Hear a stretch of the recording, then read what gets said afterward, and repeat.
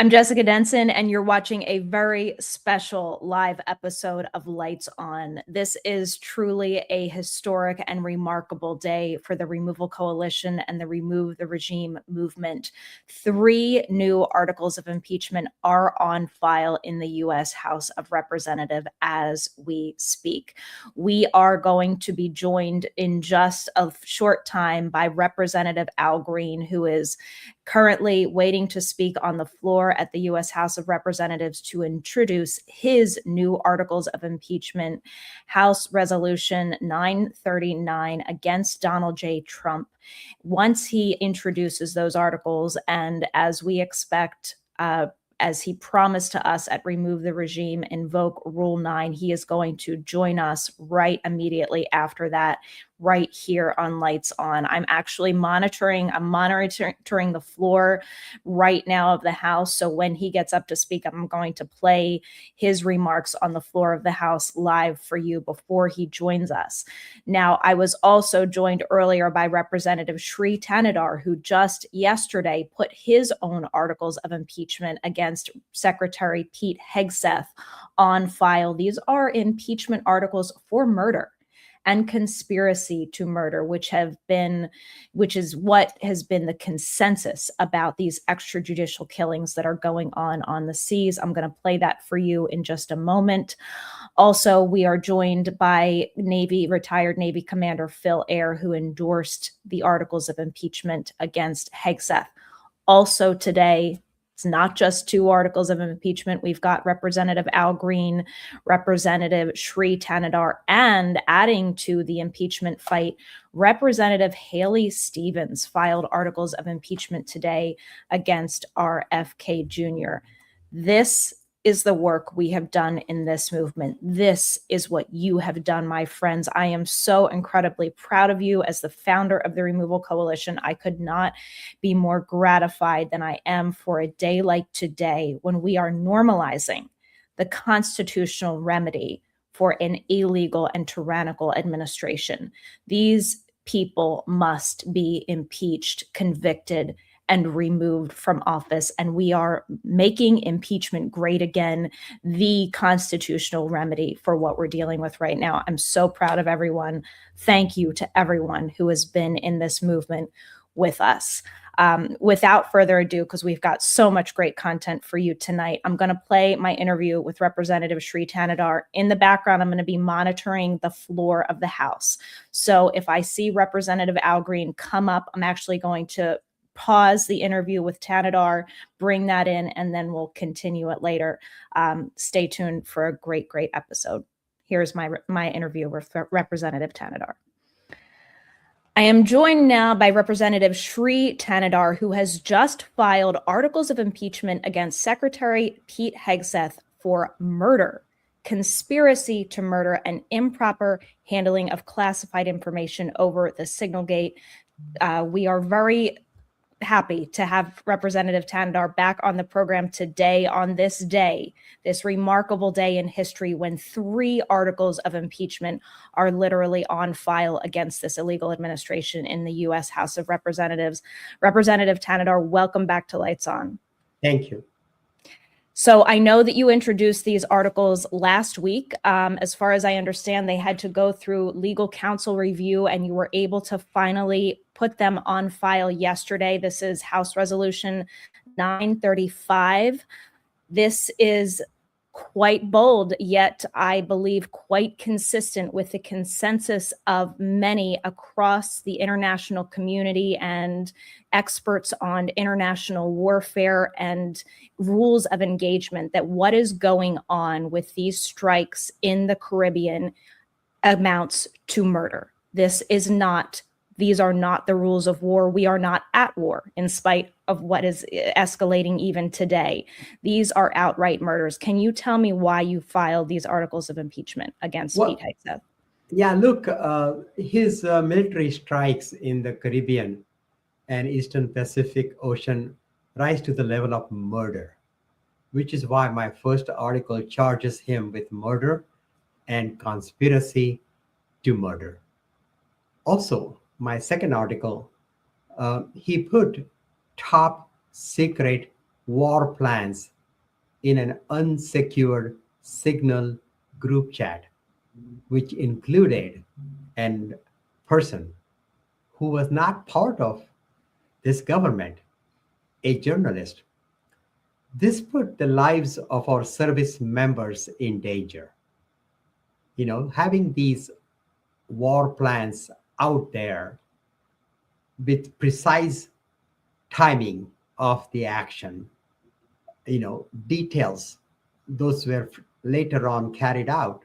So him sharing such details about the whereabouts of our service personnel, the actions our service personnel are going to take, this information, had it got into the hands of wrong people, with our enemies, these service members could have lost their lives.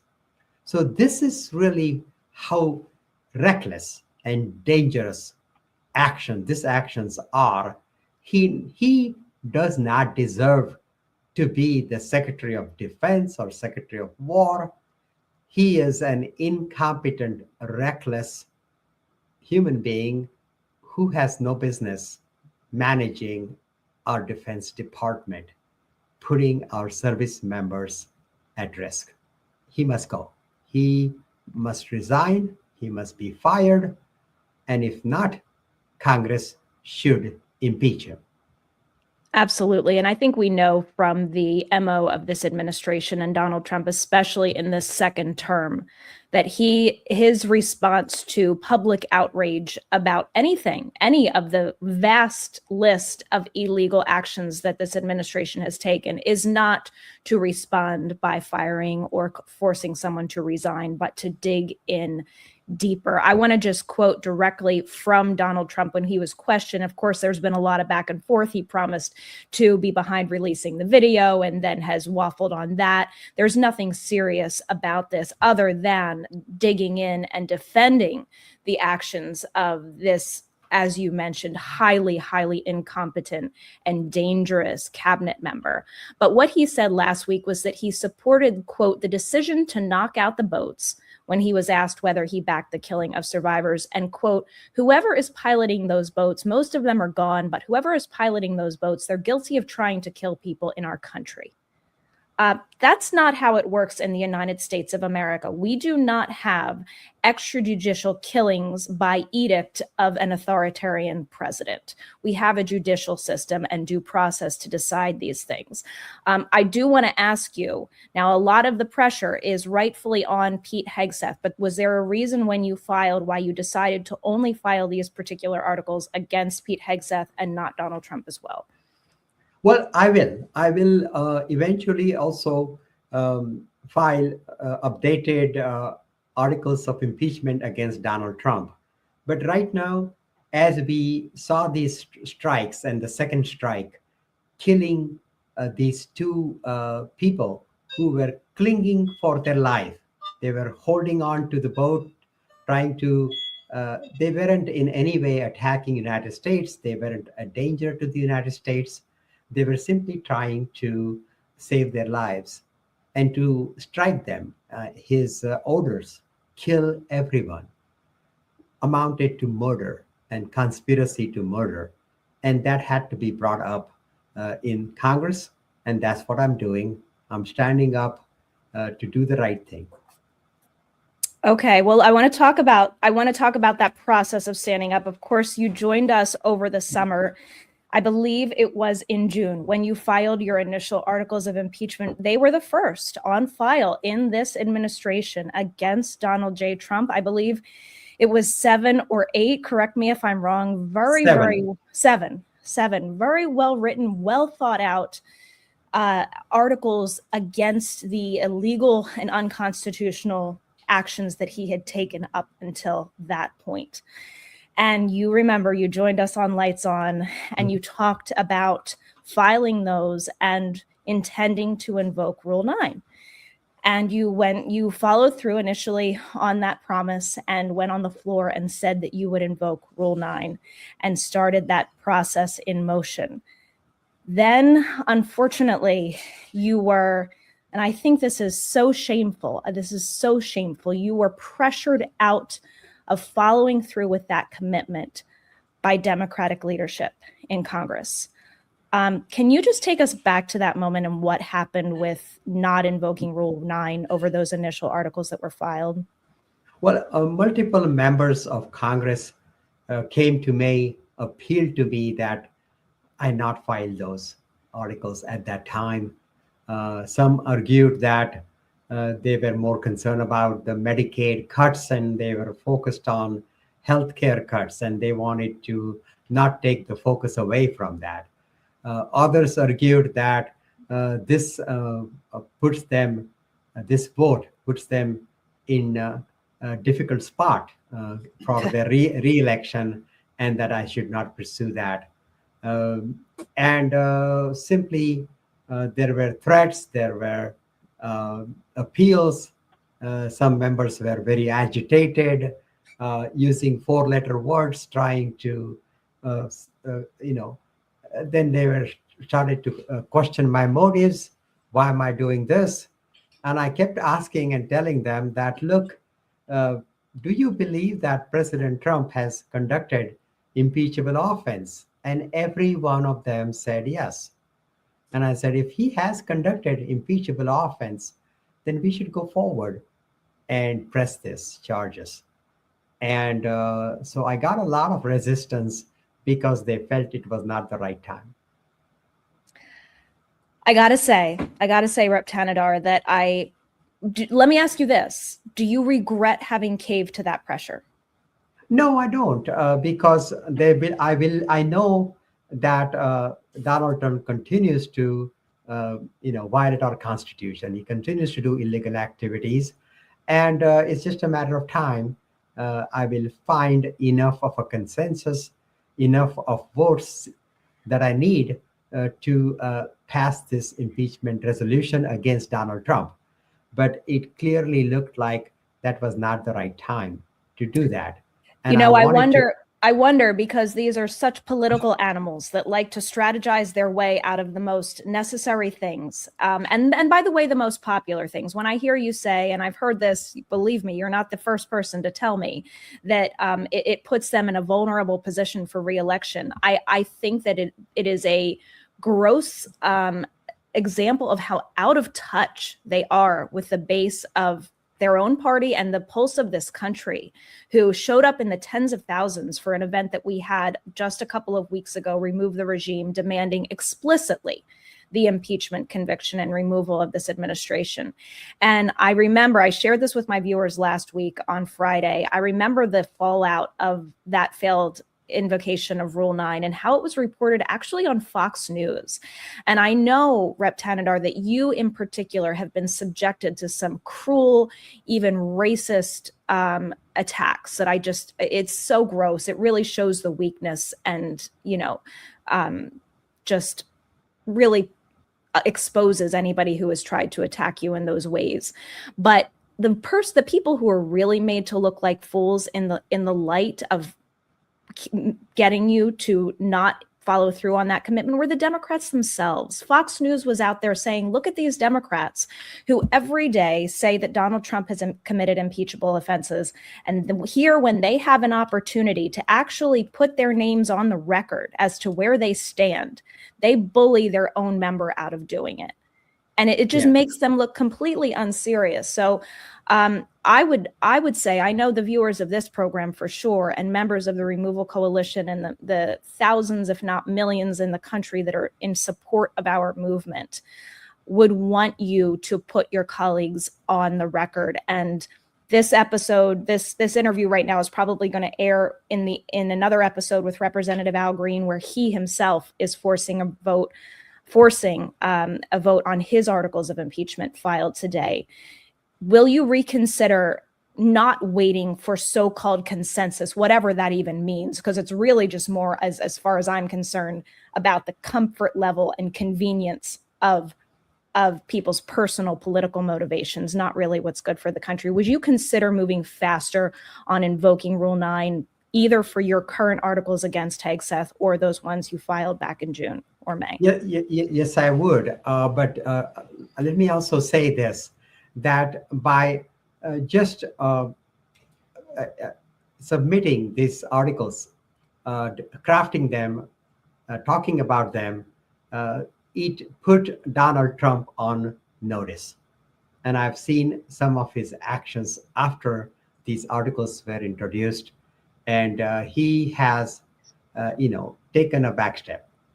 So I'm hoping that these articles would be sufficient, just introduction of them, for removal of Secretary Pete Hegseth. I do anticipate either he will resign or Trump will get rid of him because he has become a liability. And because of these articles, because of our speaking in the press, and talking about it with constituents. I have taken so many town halls, and I've talked to a lot of my constituents, and my constituents do want us to take this action. They're not worried about strategy. They're not worried about anything else. They just see a president who is autocratic, who is breaking the law, and they see a Secretary of Defense who has committed murder. And my constituents simply want me to act on it and pursue this because this is the right thing to do. Rep. Thanedar, I would say with all due respect, I think your constituents and are fully in support of you putting your colleagues on the record.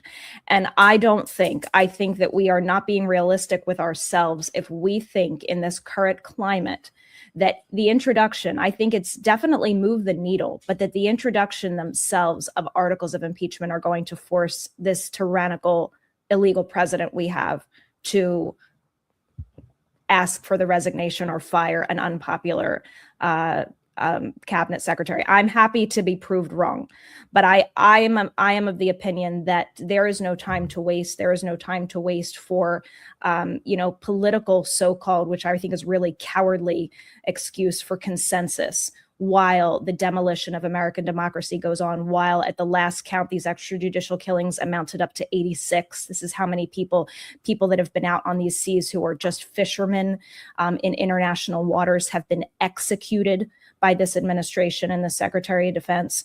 I would ask you, as someone who loves this country and loves our Constitution and is absolutely appalled at what is going on, to not be careful in how you are contemplating your role as a United States representative and that unique and very special power that is available to you to not only file these articles, but to force a vote, to put your colleagues who represent the people of the United States on record as to where they stand on these murders. And that is, you're right. And that is what I'm hearing all across Detroit. I represent Michigan's 13 congressional districts. I go around, talk to people, and this is what I'm hearing.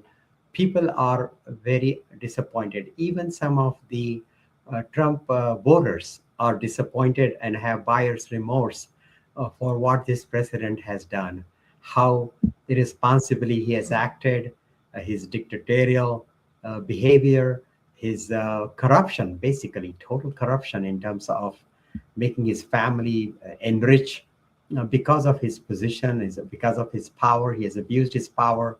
He's broken the laws, and his executive orders are totally illegal. Many of his executive orders are totally illegal. We are able to get Supreme Court to reverse some of his executive orders. So this is never in American history of United States we have seen a president or an administration that is so reckless, that is not abiding with our Constitution. This is and we need to put them on notice.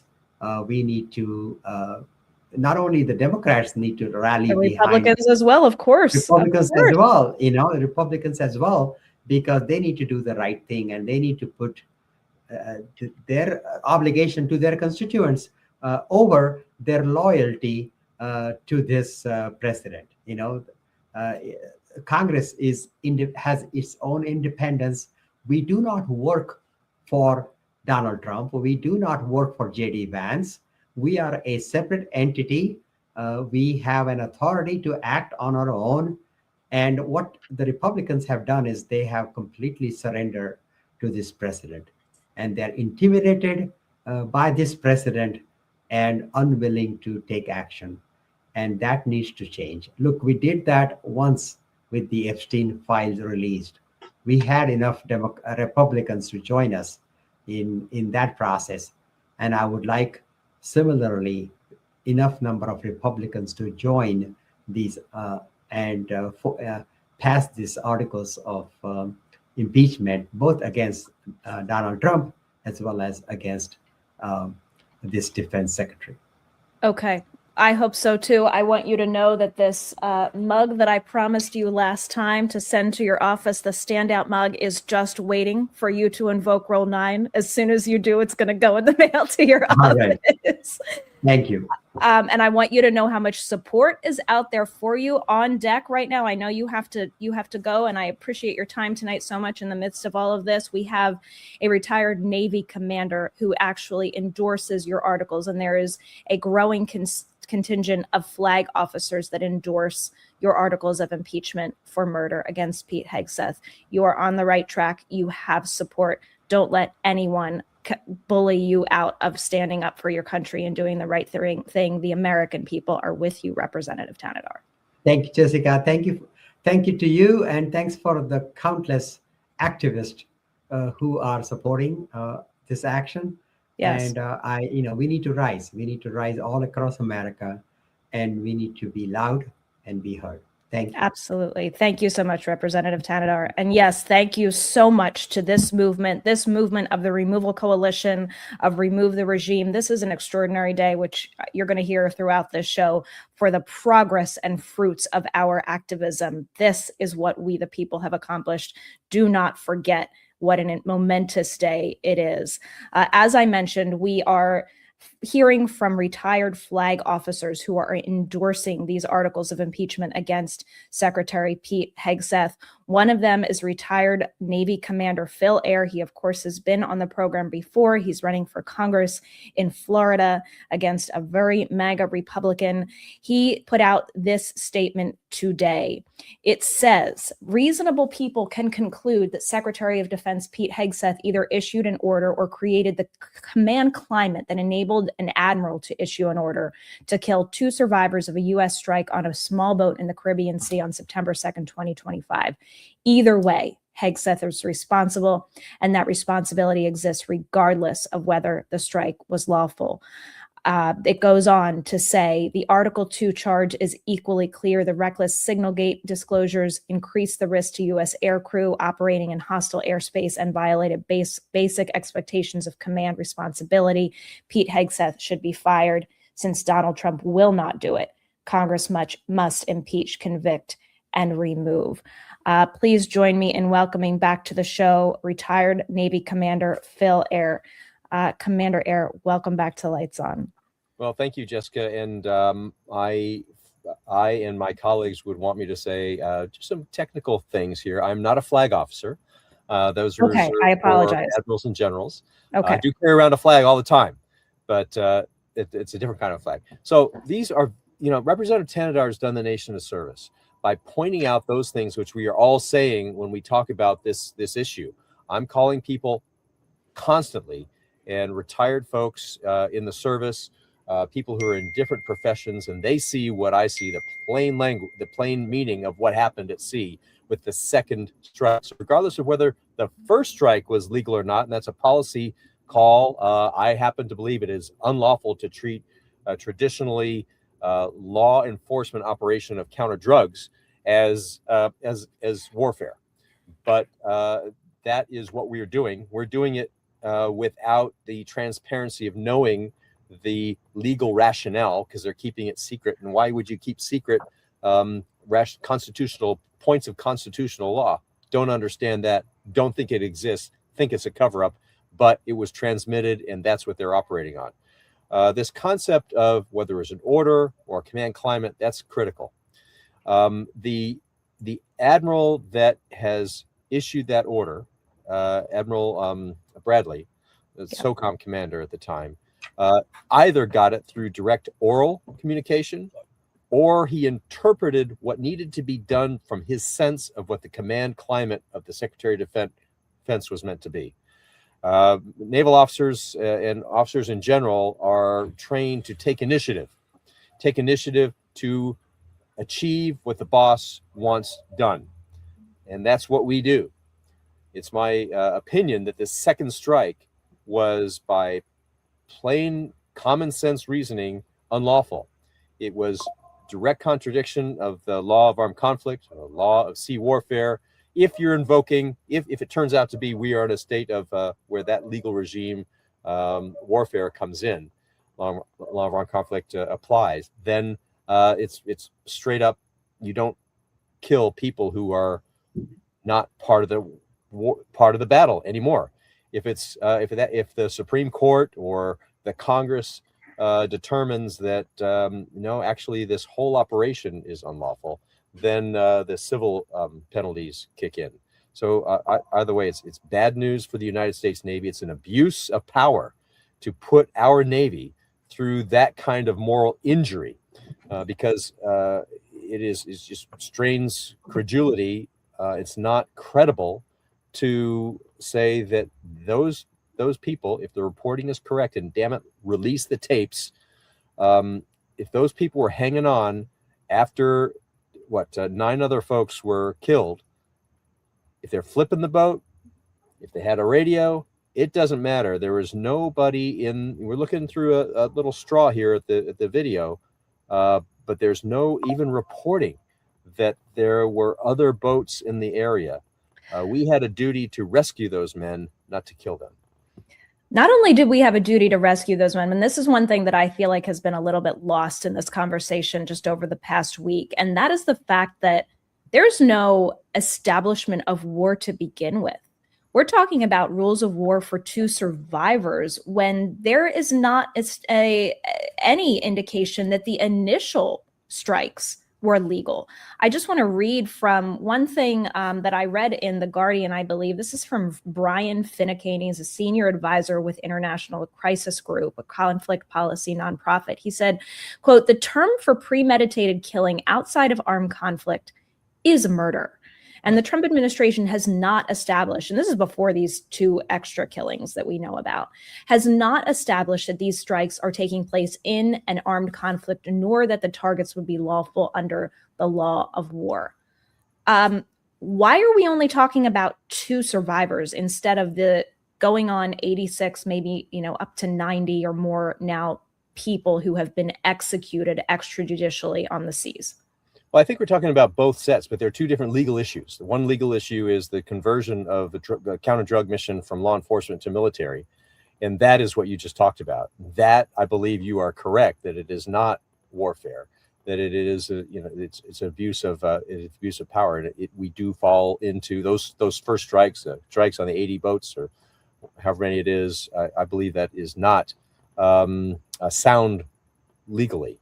I'm not currently on active duty. Other people are going to be doing that. But I would just remind the admirals who appeared to have 2 different opinions. We have, it's astounding that we have 2 Navy 4-star admirals in the chain of command, different chains of command in that area, apparently coming down on 2 different sides of that same argument. Admiral Holsey, the commander of United States Southern Command, is reported to have gone into Pete Hegseth and said, and argued the case that this is not the right way to do business. And he was told by the secretary, according to reports, to not ask questions. And then 15 minutes later or so, the admiral said, "Oh, can't abide by this. It is not keeping with the integrity of our profession. I resign." Or put in his retirement papers. Great, good on him. Push back. Love it. And he just went to Congress and testified behind closed doors. One of the things I'm very disappointed about is that the chairman of the Joint Chiefs of Staff did not accompany him, as the chairman accompanied the other admiral who was in the chain of command. Okay, everybody. So I just saw Representative Al Green take the floor. I'm going to toggle over to that right now. And we will get back to Commander Ehr afterwards.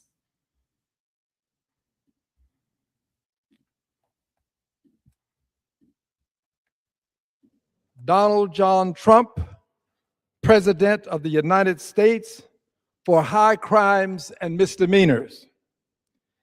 In the House of Representatives, December 10th, 2025, Mr. Al Green of Texas submitted the following resolution.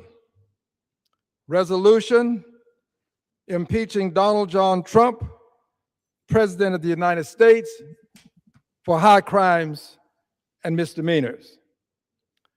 Resolved that Donald John Trump, President of the United States, is an abuser of presidential power who, if left in office, will continue to promote the incitement of violence, engender invidious hate, undermine our democracy, and dissolve our republic. That he is impeached for high crimes and misdemeanors, and that the following articles of impeachment be exhibited to the United States Senate.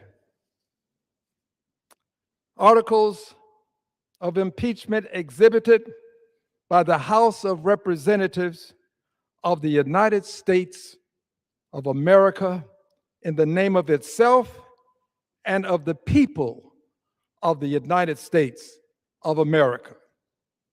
Against Donald John Trump, President of the United States of America, in maintenance and support of his impeachment against him for high crimes and misdemeanors.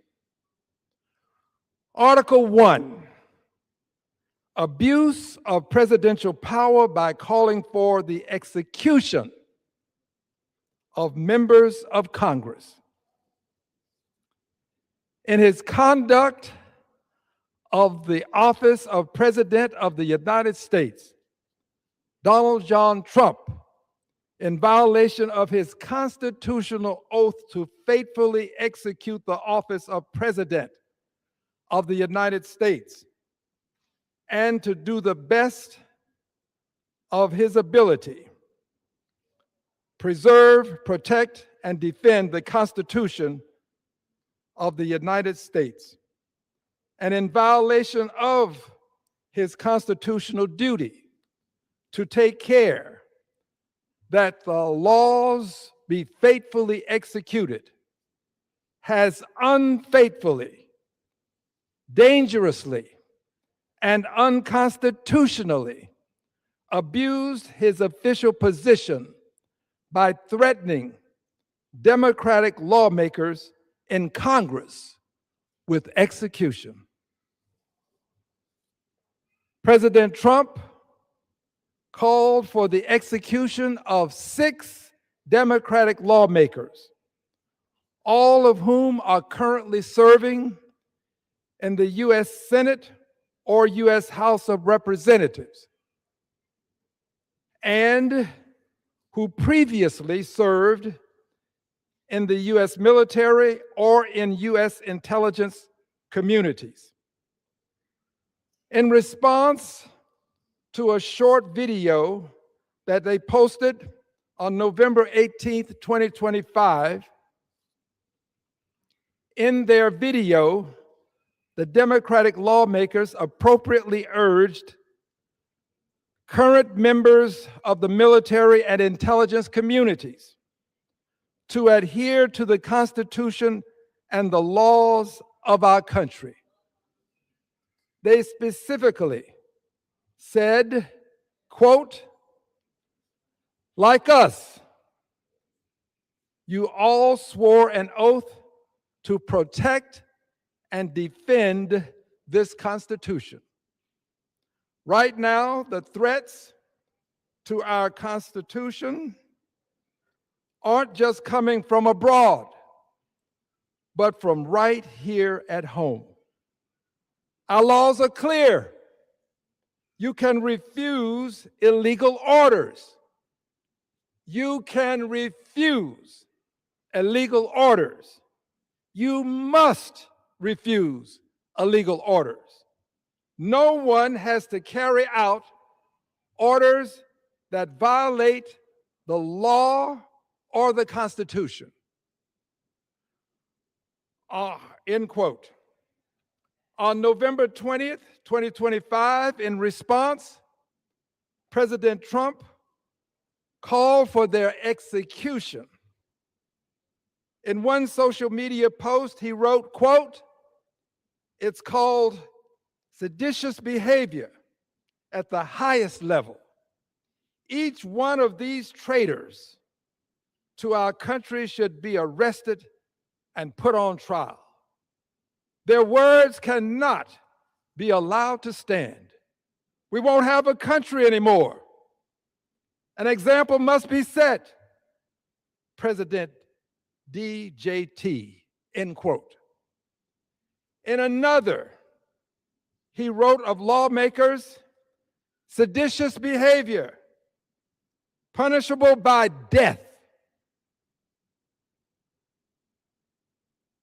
dangerously and unconstitutionally. He reposted a third party's post, quote, "Hang them, George Washington would," end quote. President Trump's call for the execution of lawmakers is a reckless and flagrant abuse of presidential power that promotes extrajudicial punishment and the assassination of members of Congress and warrants impeachment by the U.S. House of Representatives and trial by the Senate. Article 2, abuse of presidential power to intimidate federal judges in violation of the separation of powers and independence of the judiciary.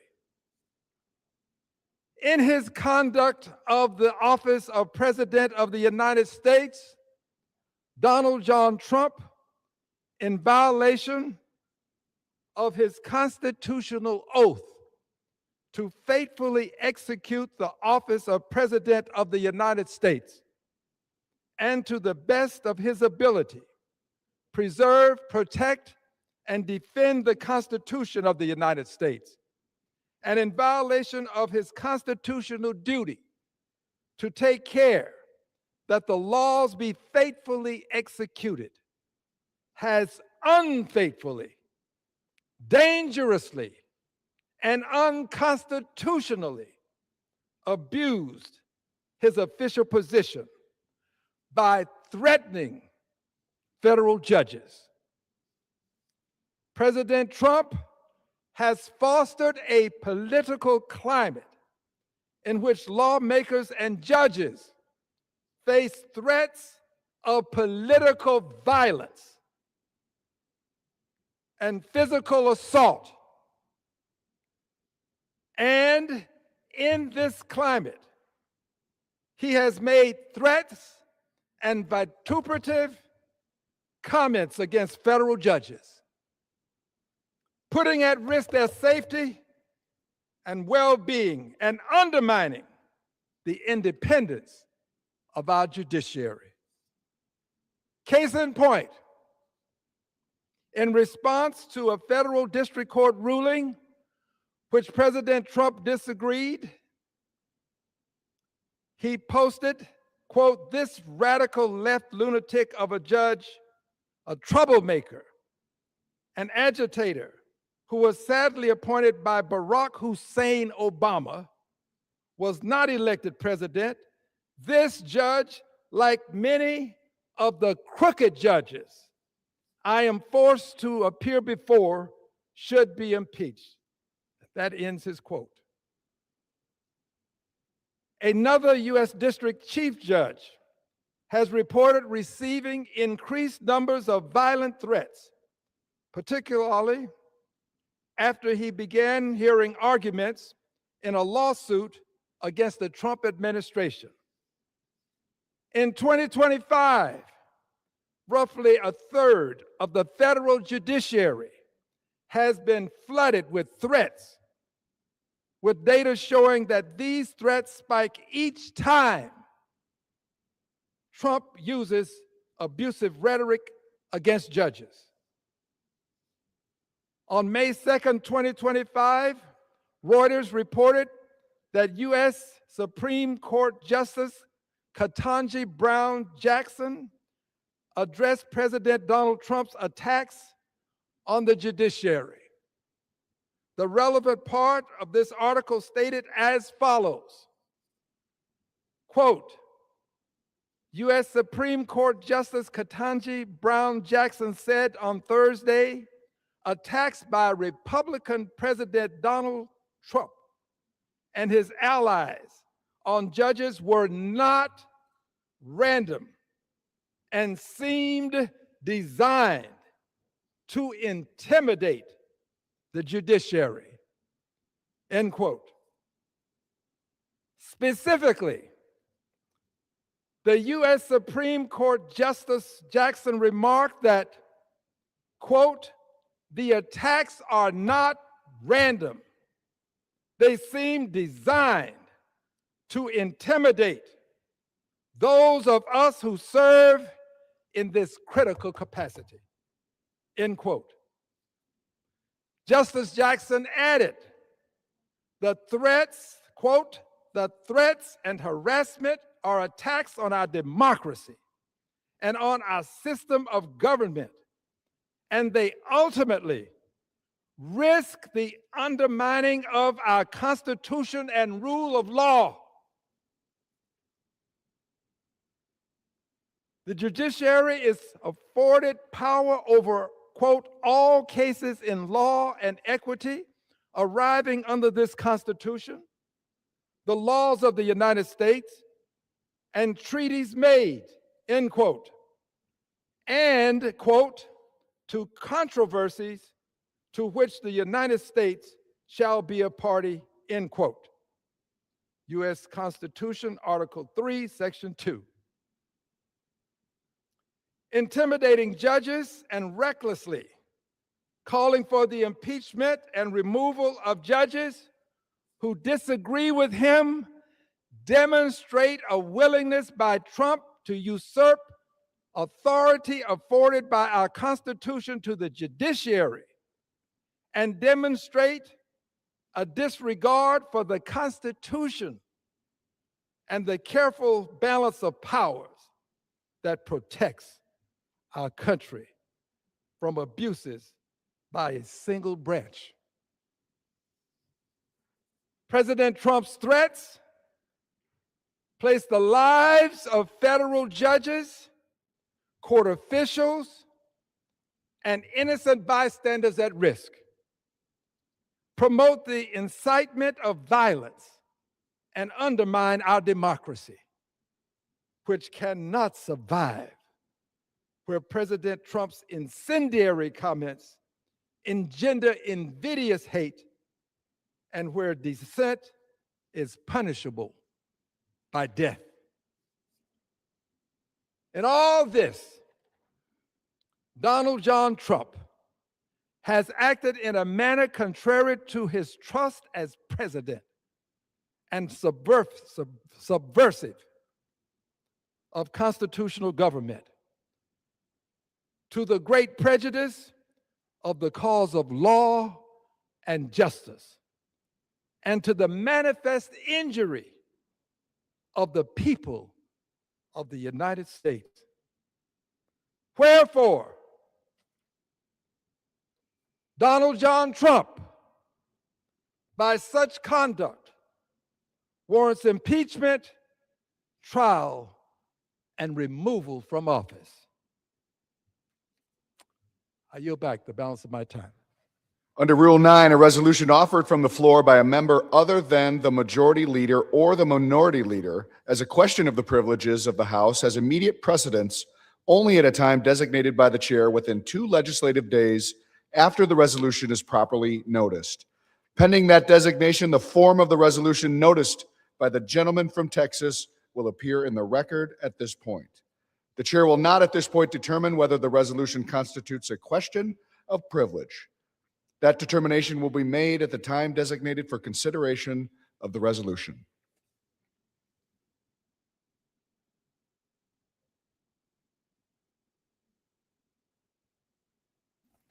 And there you have it, my friends. The reading of new articles of impeachment by Representative Al Green against Donald J. Trump for threatening to execute members of Congress. Any requests for 1-minute speeches? As his threats against judges and the overall incitement of violence and hostility that he has created with his tyrannical and illegal presidency.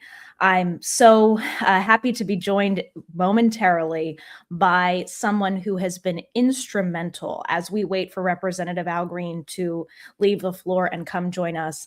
I want to bring in for just a moment my friend and the president of Free Speech for People, John Bonifaz. He can't join us by video tonight, but he's in the studio. John, can you hear me?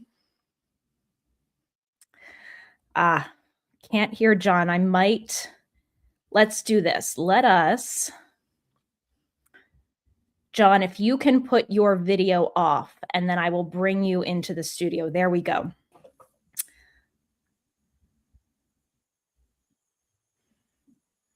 So we've got John Bonifaz. John, can you try to talk again and see if we hear you? Good to be with There you, we go. We can hear you now. So John has been instrumental, as I mentioned, working behind the scenes with Representative Al Green and getting these articles filed. Let me just get your initial reaction to hearing them read on the floor. Well, we so appreciate Congressman Green for championing this defense of our republic and our democracy at this critical hour for our nation. He is a true American hero, and we were proud at Free Speech for People to work closely with him on the drafting of these articles. They go straight to the question of high crimes against the state.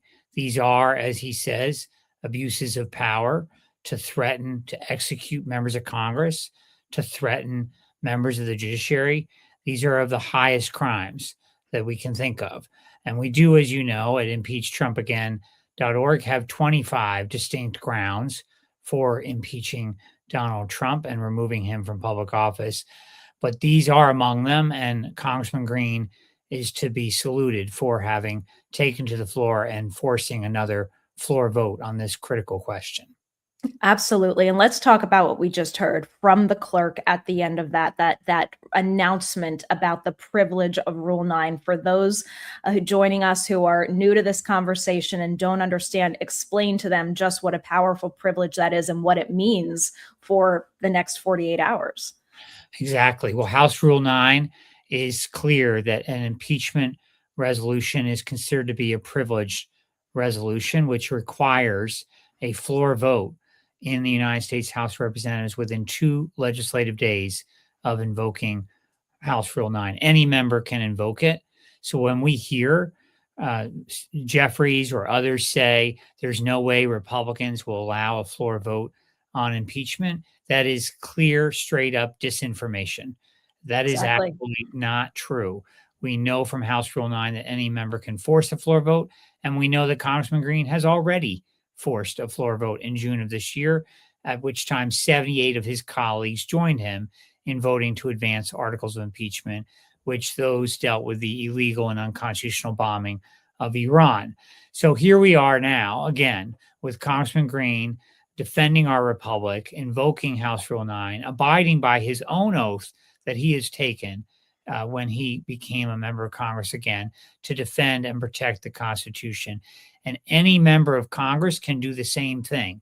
We don't need only Al Green to do this. We need other members of Congress to step forward and invoke House Rule 9, introduce their own articles of impeachment. But the test is now clear here for every member of Congress. Which side are they on? Are they on the sidelines in this march to tyranny, or are they on the side of defending our Constitution and our democracy at this critical hour? That will be the test, and the vote will have to happen within 2 legislative days. Yeah, and I'm so glad you made that distinction and called out what is blatant misinformation from anyone who is saying that a majority member or the Republican majority is required to bring this to the floor. As you mentioned, any member can. I pressed Representative Thanedar on this show just in the lead up to this on the articles he filed against Secretary Hegseth, because we, of course, want to see votes forced on all of these articles, also on the ones filed by Haley Stevens against RFK Jr. today. It's the whole point of this is putting people on the record. That's how you move things, because then the public is exposed to what position their representatives are taking and then can apply the appropriate pressure. And, you know, one thing I have been asking the Remove the Regime and Removal Coalition movement to do, and of course you just mentioned it, which I'm so glad, is to pressure other members of Congress to either file their own articles as well or come on as a co-sponsor. And right now, we've got this precious window in the next 48 hours. Now's your opportunity, folks. History is watching. Get your name on the right side of history in the next 48 hours. And when that vote comes to the floor of the House, we need to see you as a positive vote to advance it. No question about it. And look, you know, there are members who are going to say, well, this is not the time. We should not have any kind of discussion around impeachment. Well, they can keep trying to say that, but at the end of the day, they're going to be forced to vote on this, and they're going to be on record where they stood at this moment. And, you know, I think it's critical that we make our voices heard, that we demand the impeachment proceedings against this lawless president. We demand our members of Congress stand on the right side of history. But if they don't, they ought to hear from us as well. You know, where are they in this critical hour? Why are they on the sidelines? You know, when they talk about the totalitarian threat that we're facing from the White House, the danger of a dictatorship and all these things, and they don't talk about the remedy, and then they have an opportunity to get on the record on the right side of history and vote for these articles of impeachment, and they don't, they ought to hear from us. Yes. For their hypocrisy, for being complicit in this attack on our democracy. That's what it will be. Their silence or their vote against these articles, which would be effectively to table. So that's how it's going to likely happen, right? Congressman Green will have this vote as he's just invoked House Rule 9, and there will be a motion to table. And all votes that are no, not to table, are votes to advance the articles. Exactly. And all votes to table are votes against the articles. And so every one of those people who gets up there and votes to table this, to not have this move forward, is part of the problem. Whether they be a Democrat, independent, Republican, I don't care what they call themselves, they're part of the problem if they do not vote to advance these articles. Amen. Amen to that. And I want to, depending on how much time we have before Representative Green joins us, I want to have you answer some of the naysayers and the people that always come out with the concerns about impeachment being successful. But before I do that, I just want to bring up this letter that Representative Green drafted to his colleagues today. I'm going to read as much as I can. It says, "To all people of goodwill, I take no delight in proclaiming President Donald John Trump is a, quote, abuser of presidential power, who is engendering invidious hate, putting American lives at risk, undermining our democracy, and dissolving our republic. At this critical moment in history, we must do more than confront the subordinate question of what he will do. We must also confront the superior question of what we will do. We know that if any other president had called for the execution of members of Congress and used vituperative language to intimidate federal judges, the opposition party would not wait until they had a majority to vote for his impeachment. They would do more than condemn his behavior. Each and every one would have voted to impeach him, and some members of the other party would join them. We just cannot wait until we all agree to do the right thing. Dr. Martin Luther King Jr. reminded us that the time is always right to do what is right.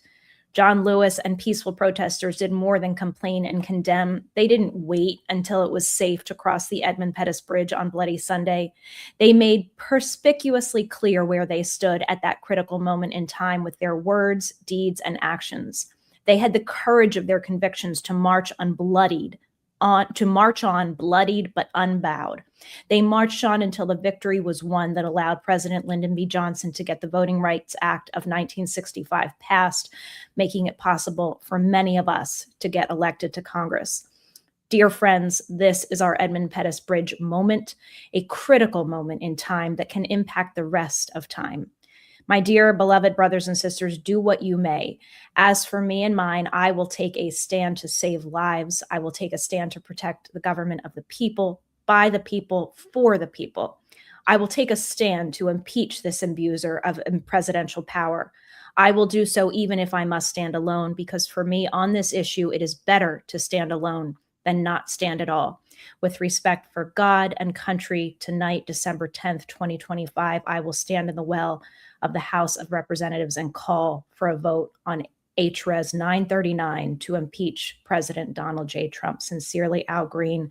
That is exactly what he did. He put a PS at the end of that letter that is so kind to us, John. It says, and everybody in this movement, it says, P.S. My heartfelt expressions of gratitude to constitutional scholar and attorney John Bonifaz and the team at Free Speech for People, influencer Jessica Denson, and the throngs of patriots who have inspired and or assisted me in bringing these articles of impeachment to fruition, which are enclosed herewith. Should you require additional information, please contact my chief of staff. So that was just such a wonderful acknowledgement of the movement that has brought this to where we are.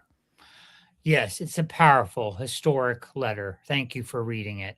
And I do think that it will go down in history for an historic document. And millions of people, as we know, Jessica, all across the country and all across the world stand with Congressman Green at this moment. They believe in what he's doing, and they so applaud and appreciate what he's doing here. And the real question is, where is the courage from other members of Congress? Number one, their courage to stand with him at this critical moment. But number two, as we've discussed, to introduce articles of impeachment on their own, to invoke House Rule 9 on their own, and to force new votes in the coming days on impeaching and removing this president of the United States. You know, I had a member of Congress say to me recently, what do you want, John? You want on Tuesday a vote on certain articles of impeachment, then on Wednesday a vote on another articles of impeachment, then on Thursday a vote on the third articles of impeachment. You know, where does it stop? And I made it clear, yes, that's what we want. We want a daily vote on this. We can walk and chew gum at the same time. We can have our policy debates. We can deal with other legislative business, but we must advance this debate on the case for impeaching and removing this president, and that can happen and must happen on a daily basis. So Congressman Green is our leader on this, but there need to be other leaders that step up as well. And we're proud to be working with you, Jessica, and all people all across the country who are defenders of our democracy at this critical moment. Thank you so much, John. I'm literally on the phone with Representative Green as you're talking. He's just working on getting back to his office and getting on live with us. Absolutely. I was hearing in the background. Sorry, I couldn't give you my full attention. We just wanted to make sure he has the technical assets he needs to be able to join us momentarily. But thank you so much, John. I'm so grateful that we have people like you in this movement with us. We could not be where we are right now without people like you, a man of honor, not just a constitutional scholar, but someone who views that document as a living document. And from day one, John, you have been faithful to it, and you have been unwavering about your message of how the Constitution needs to be upheld. And we are witnessing the fruits of that commitment. So I just want to thank you so much. Thank you, Jessica. It's an honor to partner with you and all your listeners and people all over the country who believe that we must stand up and defend our democracy at this critical moment. We're honored to be part of this movement. Thank you so much. Right now, I'm going to actually let you all listen to the end of my interview with Commander Ehr. And while I do that, I'm going to figure out the technical situation for Representative Green, and we'll bring him right on after that. So here's the end of that interview with Commander Ehr. In that order, there was a lack of respect, in my opinion, for the service of both of those flag officers who were being abused by a renegade, out of control, in this case, I believe, lawless civilian chain of command. Well, clearly, there's so much extra constitutional activity going on in this administration that needs to be addressed. What are your thoughts on what Representative Thanedar said about waiting for consensus on something like this, or expecting that Donald Trump is going to react to just the mere filing of articles and fire Pete Hegseth over this? I have a feeling that Donald Trump on reaction would be one of a chuckle, if anything else, because he doesn't take Congress seriously, and Congress is not making him take itself seriously. I believe that if the conduct warrants it, it is a duty of the Congress, or of a congressman, to file the articles. And clear, this is such a well, they're filed, but to force a vote, you mean? Well, file, force a vote. Yes, they go together. They go together. Right. In my mind, Representative Thanedar was making the case. I don't know what he's making the case on specifically, but I know that if I was in Congress today, I would make sure that I'm filing, because my frame of reference isn't the leadership in the Congress or necessarily my colleagues. My constituents demand integrity, and those are my bosses. And I'm walking around and talking to folks, and there's lots of different opinions. Some people here in my congressional district they want more bloodlust, and that's a real power politically, and they're getting that because the guy I'm running against generates and incites more fear that he lives on. He's not looking for solutions. He's just generating fear. And I think that's adversely impacting and infecting the rational thinking power of many of my constituents. But the majority, when you sit down and talk to them and say, hey, look at this. These are the facts. And by the way, why are they hiding the facts? You don't think you can handle the truth? Well, they can't. They don't think you can handle the truth. I tell my future bosses, the constituents here, because that's what they're saying by hiding it. They don't think the American people can take a look at raw, ugly facts of people being blown up. No, we can. Yeah. Or that we need some endless investigation. And this is the, excuse my language, bullshit that they will try to put. Oh, we have to investigate. Oh, let's see the video. No, we've seen 86 people get murdered at sea.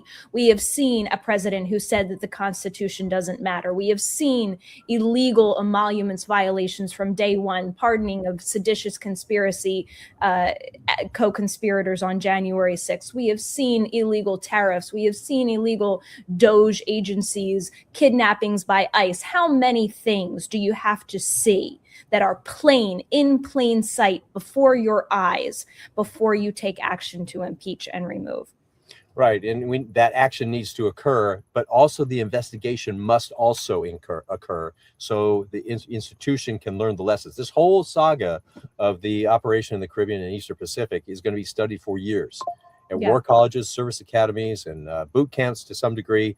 But those people who take time out of their careers, as we do in the military, to go sit back and think about what we're doing, and think about the ethics, and think about the law, and think about future of warfare and leadership, all of those issues, retouching the attributes the American people expect from their commissioned officers. We go through this. They're going to be looking at this episode. It needs to be investigated for sure. It's a case study, and people in the war colleges in the free world are going to look at it as, and they're going to emphasize the rule of law. And the war colleges in China, in Cuba, and Russia are going to look at this incident, and they're going to study it too from the perspective. I just want to clarify something for the audience. This does not have to be investigated in the context of an impeachment inquiry. Just one thing that people really, get confused about is that impeachment has to be some judicial process. It is not. You do not have the laws or the rules of a courtroom at play in impeachment. It is entirely a political process. The consequence is not imprisonment. The consequence is just not being able to hold an office of public trust. That's because you have been proven to not honor that oath when you've taken it. So it's a completely different process. And that investigation can happen over a long period of time without necessarily having to happen for an impeachment and removal of Pete Hegseth to pass. Yes, I think that's clear. But you're right to to make sure we keep that front in mind. It's a political process. The impeachment is like an indictment. The trial in the Senate is it's still a political act without criminal penalty. It's just removing. Right. It should be easy. Get out the facts, look at them, have your vote, move on to the next thing. But to finish my point about the war colleges, the free world will look at it as how, from a perspective of, are we a nation of laws or not? Our adversaries, Cuba, China, Russia, and those types, will look at it as how to undermine the U.S. Constitution, how to split America, do this kind of operating in a gray zone, get somebody who doesn't take it seriously or might have been compromised. I'm one of those who believe that Donald Trump is acting like a Russian asset, and he has his whole career. 100%. So we the American people legitimately voted for him this term, in my opinion. The mechanics were correct, but I don't believe it, but that's another conversation. Okay, yeah. But the attack on our minds and our cognition was the corrupt part of what he was doing. Yes. Yeah. No question. Well, Commander Ehr, as always, it's an honor to have you join us. It was an honor to have you join us at Remove the Regime and speak at the Veterans Rally. Your leadership is invaluable, and I thank you so much for speaking up and speaking out. And I hope more retired military join you in endorsing both the articles that Hegseth that have been filed against Pete Hegseth, as well as the other articles that are on file today. So thank you so much. All right. Thank you. Thank you, Jessica.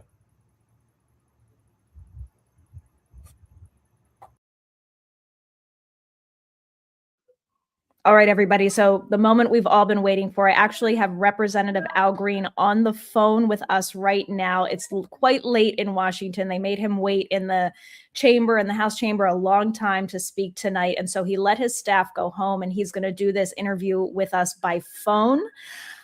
He is really the living embodiment of the motto for this show, Stand Out.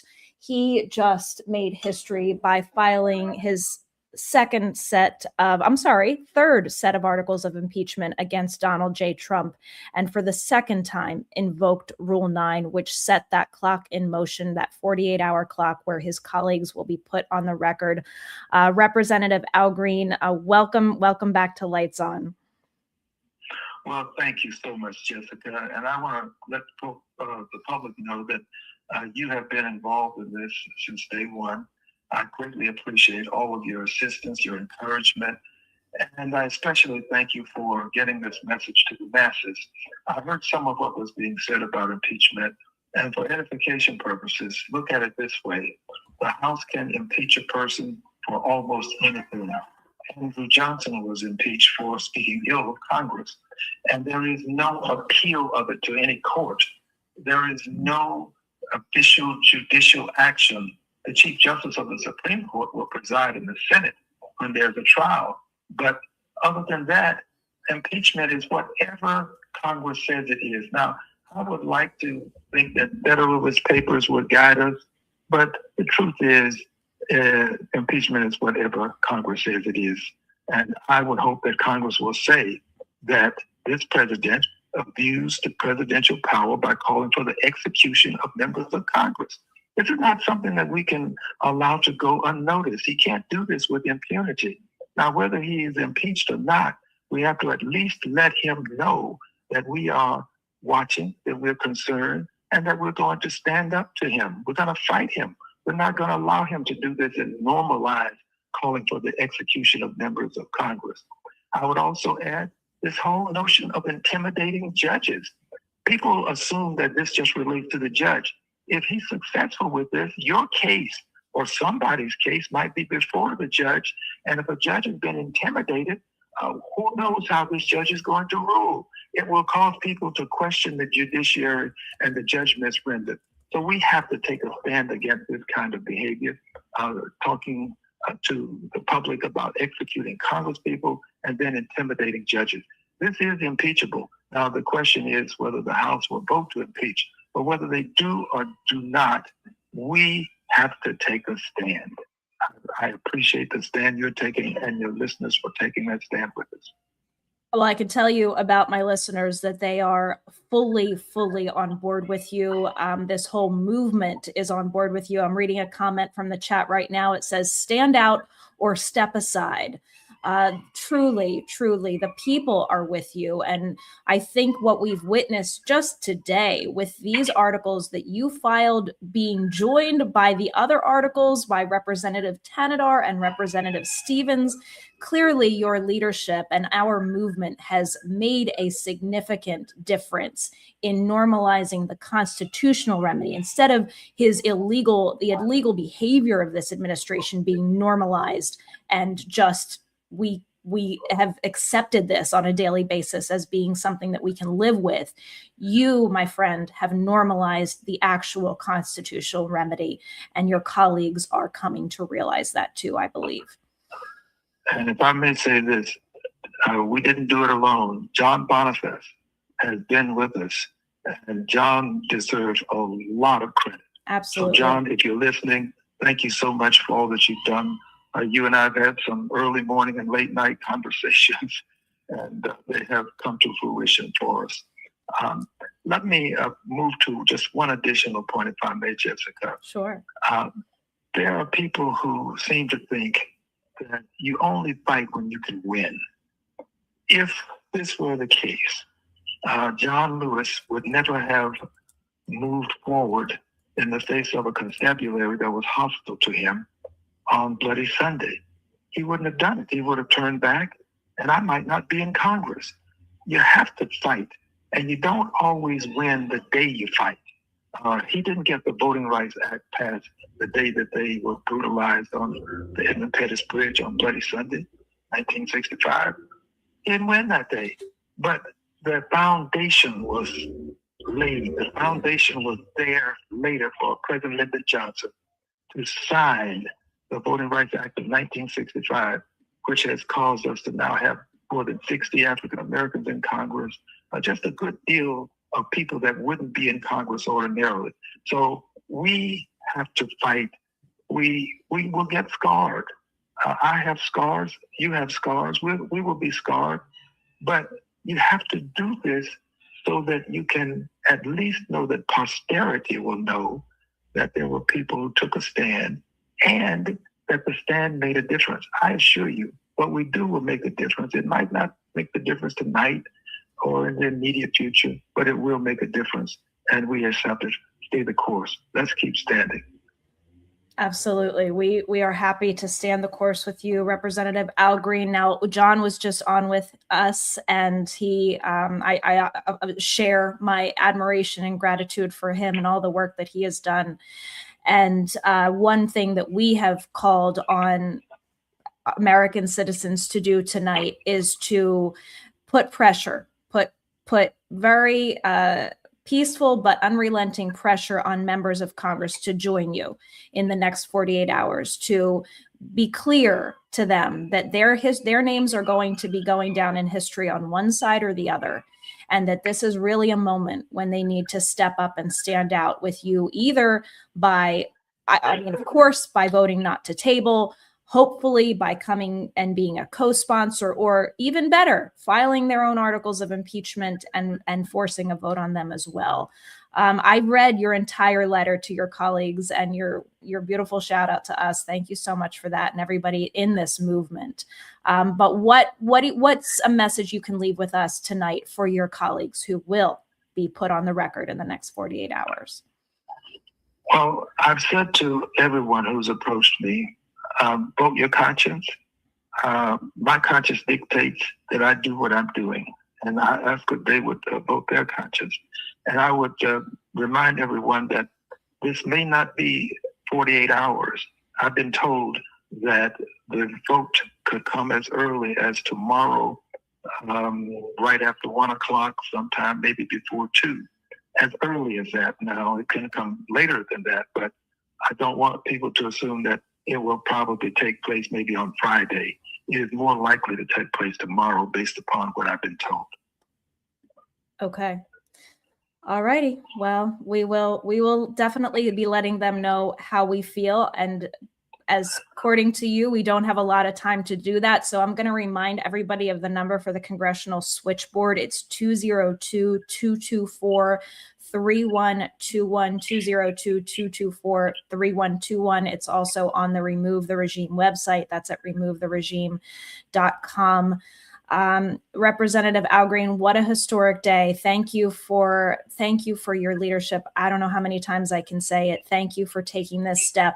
This might not happen overnight, but as you said, it's only going to happen if we actually take action and are courageous and do what needs to be done. So thank you so much for that. Any final words you want to leave us with tonight? Well, just a big shout out to everybody. And thank you. Watch my back. And I will let you know when I know the time. I will be given notice of the time, and I'll let you know. Wonderful. Wonderful. Thank you so much. And thank you to your staff. Thank you. Who's, I know, on the phone with us right now. Thank you to the whole office for their hard work on this, as well as all of our allies that have been working so hard to make this happen. All right. Thank you. God bless. Everybody have a very, very happy holiday season. God bless you too, Representative Green. Good night. Good night. So there you have it. What a day. Please, I'm watching the comments talking about how it's kind of crazy that this news is not being covered by more outlets right now. That's just a really good excuse to make sure as many people as possible are watching this program. Please subscribe to the Jessica Denson YouTube channel if you haven't already. This is the home for movement. It's why I do this show. It's why I've done it since day one. As I mentioned at the top, I'm the founder of the Removal Coalition. I am in this fight because I do not know how to be an American citizen living in this moment and watching this demolition of American democracy without doing something about it and demanding the actual remedies that will get us out of this, which is impeachment and removal. What a day for us. What a day for our movement. I'm so grateful. Thank you so much for being in this fight with me. As I always tell you, I couldn't do it without you. Please spread the word. Please make your own posts. Please call your members of Congress between now and the morning. Wouldn't that be beautiful if they all woke up in the morning to their phone lines being flooded, telling them they better support these articles of impeachment? Anybody, as I said earlier in a short video I put out, who doesn't support these literally articles of impeachment about threatening the lives of members of Congress. But members of Congress do not support this. What fools, and how owned are they going to look if they do not get behind this now? This is a real opportunity to turn the tide and let them show their constituents that they're actually serious about the words they speak, about caring about our Constitution and our country. So thank you all so much. Have a wonderful night. Spread the word, as I said, please, more than anything. And as always, we'll be updating this. Whatever happens tomorrow, you're going to hear it directly from me. So stay tuned on the Jessica Denson YouTube channel. In the meantime, as always, my friends, let your light shine.